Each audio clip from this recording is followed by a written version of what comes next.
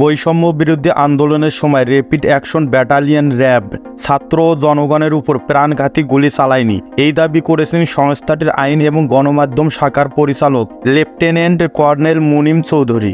রাজধানীর কাউরান বাজারের র্যাবের মিডিয়া সেন্টারে অনুষ্ঠিত সংবাদ সম্মেলনে সাংবাদিকদের প্রশ্নের উত্তরে তিনি এ মন্তব্য করেন। পুলিশ বাহিনীর 90 জনেরও বেশি কর্মকর্তা এজাহারভুক্ত আসামি হিসেবে চিহ্নিত হয়েছেন। র্যাবের সদস্যদের মধ্যে কেউ আসামি হয়েছেন কিনা এমন প্রশ্নের জবাবে তিনি জানান, র্যাবের কোনো সদস্য পালিয়ে যায়নি এবং অন্যান্য বাহিনীর সদস্যরা কর্মবিরতিতে গেলেও র্যাবের সদস্যরা এ ধরনের পরিস্থিতিতে নেই।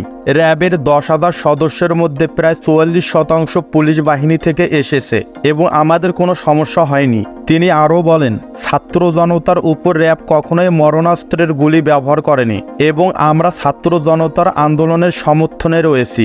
অভ্যুত্থান সফল করার লক্ষ্যে আমাদের কার্যক্রম অব্যাহত রয়েছে।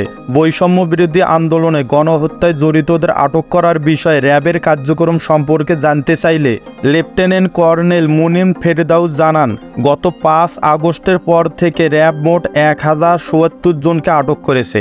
সরকারের উচ্চ পর্যায়ের 39 জন ব্যক্তি এই ঘটনায় জড়িত রয়েছেন। এছাড়া ছাত্র জনতার উপর গুলিবর্ষণের ঘটনায় 15 জনকে গ্রেপ্তার করা হয়েছে, যাদের ভিডিও সামাজিক যোগাযোগ মাধ্যমে ছড়িয়ে পড়েছে। তিনি আরও বলেন, রাজনৈতিক নেতাদের মধ্যে অনেকেই আটক হচ্ছেন এবং বিপুল পরিমাণে অস্ত্র ও গুলি উদ্ধার করতে সক্ষম হয়েছি। র্যাব যদি কোনো নতুন তথ্য পায় তাহলে তারা অবশ্যই প্রয়োজনীয় ব্যবস্থা গ্রহণ করবে। র্যাব সবসময় সাধারণ মানুষের নিরাপত্তার জন্য কাজ করে। বিতর্কিত ব্যক্তিদের যেমন ওবায়দুল কাদের, নানক ও ডিবি হারুনের আটক সংক্রান্ত বিষয়ে মুনিম ফেরদাউস উল্লেখ করেন যে তাদের বিরুদ্ধে কার্যক্রম চলমান রয়েছে এবং তথ্য পাওয়ার সাথে সাথে তাদেরকে আটক করা হবে।